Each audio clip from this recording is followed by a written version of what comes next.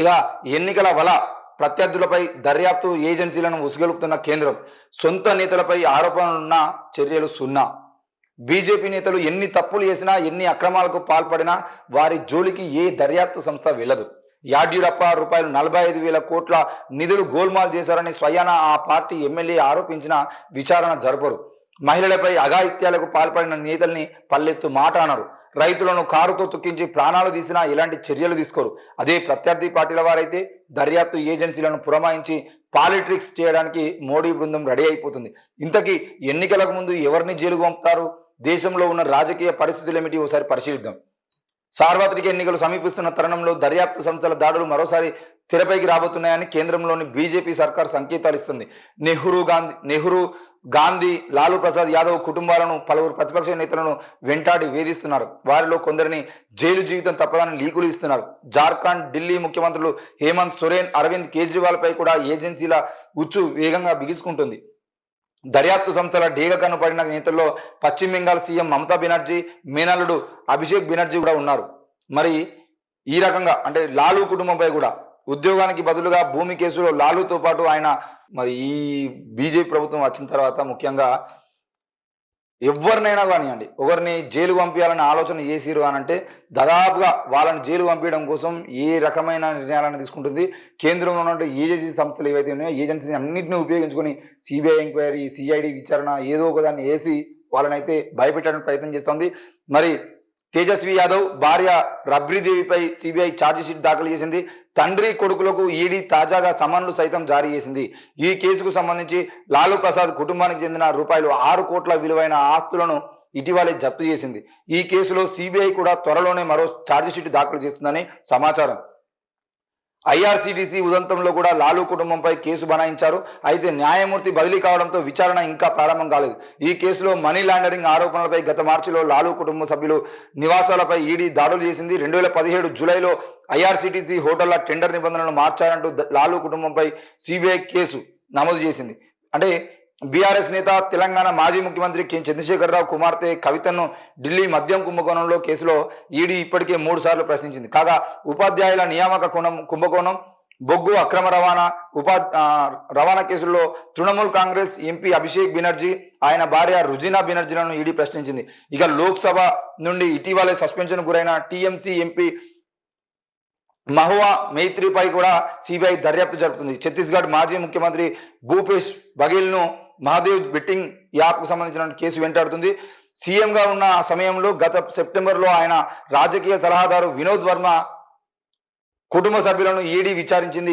ఇక అక్రమ మైనింగ్ కేసులో మనీ లాండరింగ్ ఆరోపణలకు సంబంధించిన విషయంలో జార్ఖండ్ ముఖ్యమంత్రి హేమంత్ సోరెన్ పై కూడా కేసు నమోదైంది. అక్రమ ఆస్తుల కేసులో జార్ఖండ్కు చెందిన కాంగ్రెస్ రాజ్యసభ ఎంపీ ధీరజ్ సాహు కూడా శిక్ష పడే అవకాశాలు కనిపిస్తున్నాయి. జమ్మూ కాశ్మీర్ క్రికెట్ అసోసియేషన్లో అక్రమాలకు సంబంధించి మనీ లాండరింగ్ ఆరోపణలపై రాష్ట్ర మాజీ ముఖ్యమంత్రి ఫరూక్ అబ్దుల్లా విచారణ ఎదుర్కొంటున్నారు.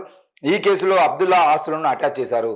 మరి మొత్తానికి సంబంధించిన విషయంలో ఎక్సైజ్ పాలసీ కేసులో ఆప్కు ఇద్దరు సీనియర్ నేతలు, ఢిల్లీ మాజీ ఉప ముఖ్యమంత్రి మనీష్ సిసోడియా, రాజ్యసభ ఎంపీ సంజయ్ సింగ్ ఇప్పటికే జైల్లో ఉన్నారు. తాజాగా ఢిల్లీ సీఎం అరవింద్ కేజ్రీవాల్ కూడా ఈడీ 3 సార్లు సమన్లు జారీ చేసింది. అయితే ఆయన విచారణను హాజరయ్యేందుకు నిరాకరించారు. తమకు ఇచ్చిన సమన్లు రాజకీయ ప్రేరేపితం, చట్టవిరుద్ధమని విమర్శించారు. ఆమ్ ఆద్మీ పార్టీని కూడా ఈ కేసులో ఇరికించాలని దర్యాప్తు సంస్థలు భావిస్తే ఆ పార్టీ నేతలకు మరిన్ని ఇబ్బందులు తలెత్తే అవకాశం ఉంది. ఈ కేసులో ఆప్ని కూడా నిందితుడిగా చేర్చాలని దర్యాప్తు సంస్థలు యోచిస్తున్నాయని కేంద్ర ప్రభుత్వ న్యాయవాది సుప్రీంకోర్టుకు తెలిపారు. మనీ లాండరింగ్ కేసుకు సంబంధించిన విషయంలో ఈడీ దాఖలు చేసిన అనుబంధ ఛార్జిషీట్ను స్థానిక కోర్టు పరిగణలోకి తీసుకుంది. ఇక పంజరంలో చిలుకలుగా మారిన దర్యాప్తు సంస్థలను మోడీ ప్రభుత్వం రాజకీయ అవసరాలకు వాడుకుంటుందన్న విమర్శలు వెలువెత్తుతున్నాయి.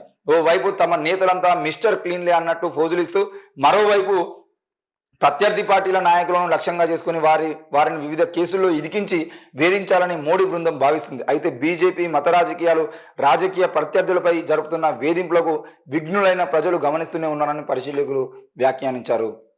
మరి మొత్తానికైతే బీజేపీ ప్రభుత్వం అధికారంలోకి వచ్చిన తర్వాత ఎక్కడ చూసినా కూడా ఎవరిని ఏ కేసులో ఇరికించాలి, ఈడీ దాడులు కానీ, సిబిఐ దాడులు కానీ, సిఐడి మొత్తం కేంద్రంలో ఉన్న దర్యాప్తు సంస్థలు ఏవైతే ఆ దర్యాప్తు సంస్థలన్నింటినీ కూడా మరి ఇక్కడ ఉన్న ప్రతిపక్ష నాయకుల మీదకి ఉసిగొల్పి తప్పకుండా వాళ్ళందరినీ ఏదో కేసులో ఇరికించి వారిని జైలుకి పంపించాలనే ప్రయత్నం కూడా తాపత్రయం కూడా మనం బీజేపీలో చూస్తూనే ఉన్నాం. మరి ఇది ఇలాగే కొనసాగుతూ పోతే కేవలం బీజేపీలో చేరితే ఇక్కడ ఉన్నటువంటి తెలంగాణలో నుండి కూడా ఒక నాయకుడు, ముఖ్యంగా ఒక జర్నలిస్ట్గా ఉన్నటువంటి ఒక వ్యక్తి కూడా ఇక్కడ ఈ ప్రభుత్వానికి సంబంధించిన విషయంలో ఎన్నో విషయాలని బయట తీసేటువంటి ప్రయత్నం చేసినప్పుడు కూడా ఆయన వెంటనే బీజేపీలో చేరగా ఆయన ఉన్న కేసులు మొత్తం కొట్టేయడం, అంటే కేసులన్నిటికి సంబంధించిన విచారణ ఆ విచారణ జరగకుండా అడ్డుకునేటువంటి ప్రయత్నాలు జరుగుతాయి. ఇక్కడే కాదు, దేశవ్యాప్తంగా ఎక్కడ చూసినా కూడా బీజేపీలో చేరిరు అనంటే వాళ్ళ మీద ఎన్ని కేసులున్నా కూడా కొట్లు పోతాయి, అవసరమైతే ఎన్ని కేసులున్నా కూడా విచారణ వాయిదా పడుతుంది, దాని మీద అరెస్ట్ చేసినటువంటి అవకాశాలు కనబడాయి.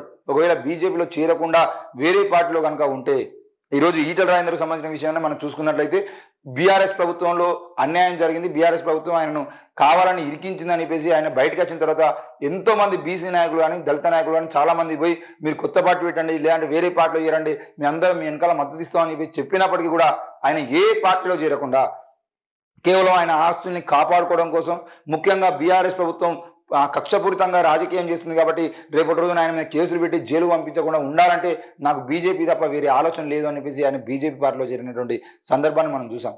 మరి ఇట్లా కేవలం అక్రమాలకు అన్యాయాలకు పాల్పడుతున్న వారే కాకుండా అక్కడ స్థానికంగా కేసులను ఎదుర్కోవాలంటే తప్పకుండా మాకు బీజేపీ శరణం అని చెప్పే విధంగా ఈరోజు బీజేపీ పార్టీ రాజకీయాలు చేస్తుంది. మరి ఆ రాజకీయాలకు సంబంధించిన విషయంలో ఈరోజు అవి మరింత పెంచి ముఖ్యమంత్రులతో సహా కేంద్ర మంత్రులుగా ఉన్నటువంటి వ్యక్తులు, లేదంటే రాజ్యసభ సభ్యులు, ఎంపీల మీద కూడా కేసులు పెట్టి వాళ్ళందరినీ భయపెట్టడానికి ప్రయత్నం అయితే చేస్తూ ఉంది. మరి బీజేపీ ఇలా కొనసాగితే రానున్న రోజుల్లో దేశమే ప్రమాదంలో పడే అవకాశం ఉంది, ప్రజాస్వామ్యం కూడా ప్రమాదంలో పడే అవకాశం ఉంది. కాబట్టి ఇట్లాంటి పాలనకు సంబంధించిన విషయంలో ప్రజలు ఆలోచించాల్సిన అవసరం కూడా ఉంది.